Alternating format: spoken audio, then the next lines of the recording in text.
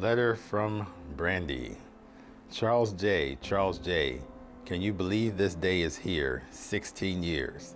The Lord brought you to me. He prepared you for me. I pray God will give me a man who is exceedingly beyond all I ask or think, and here you are. God does things in His way, and He makes all things new. I didn't know how much I needed you, and I certainly didn't know how to relationship. You taught me that as you've been side by side with me in some of the most intense times of my life, your kindness shines through daily. I've already started crying thinking of how much you've given selfless to me in countless ways. Thank you for showing me in such huge ways how God pursues us, loves us, and delights in us. I'm thrilled to marry you. The answer was only yes to you. I can't wait to celebrate the faithfulness and goodness of God today with you in front of our community that has rallied around us in so many magnificent ways. You're the best. You're the gift. I love you, Charles J. So how about we get married today? Love you. Love your Brandy. Love you, Brandy. Yeah, that was awesome. That was awesome.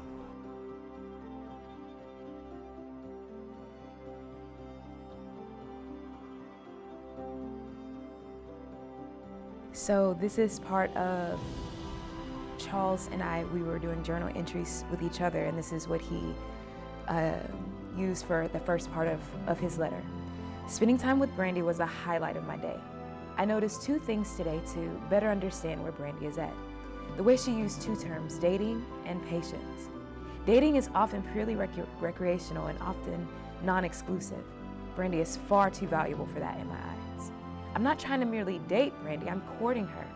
I don't think Brandy has ever truly been courted by a man before. Next, patience. Brandy gave a great analogy of cultivating the soil of relationship as a gardener. Sounds like something I would say. Okay, Charles, that's a good word. It requires time. Be an excellent gardener. Plant seeds, water daily. But time is needed for the seeds to take root in the soil. Time is needed for leaves to sprout from the soil. Time is needed for the leaves to feed from the sunshine. Time is needed for the plants to bear fruit. Charles, stay on the grind. You got this. Include with your gardening tool of patience, purposefulness, and prudence, slow and steady, strength and selflessness, integrity and intentionality, care and kindness, attention and adjustments. You got this, Charles. Lord willing, one day Brandy will be like a fruitful vine within your house, which is Psalm 128, verse 3. Part of your principle and goal passage with Brandy. Be patient, Charles. You got this. Brandy, I wrote that in our journal on May 31st, 2022. And look at what God did. I told you this before. Brandy, you are a 16-year-old answered prayer. The first sister in the Lord that I was interested in and prayed to be my wife if the Lord would grant it. I prayed that the Lord would bring us together in a way that only He could get the credit. He definitely did that. And here we are. By the time I see you read this letter, you will be my wife, my rib, my helpmate, my best friend, my life partner, my love, my confidant, my queen, my supporter, my consort, my companion, my lady, my bride, my God-fearing, beautiful Black woman.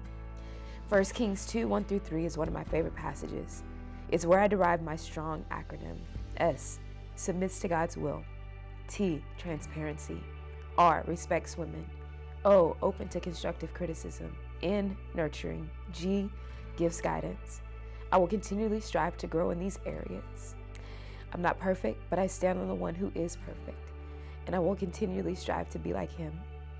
Brandy, I love you with all my heart, and the Lord grant it for my alliterations to come to pass, like me being steady but not stagnant, purposefully making progress, being consistent in your considerations, giving guidance to the goal of the happiness of your heart that leads to the lusciousness of marriage matrimony.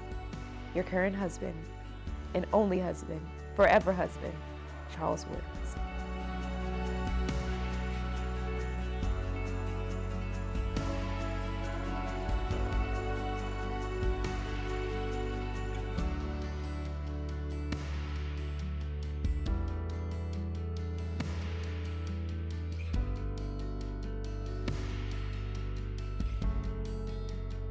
Charles, you may salute your bride.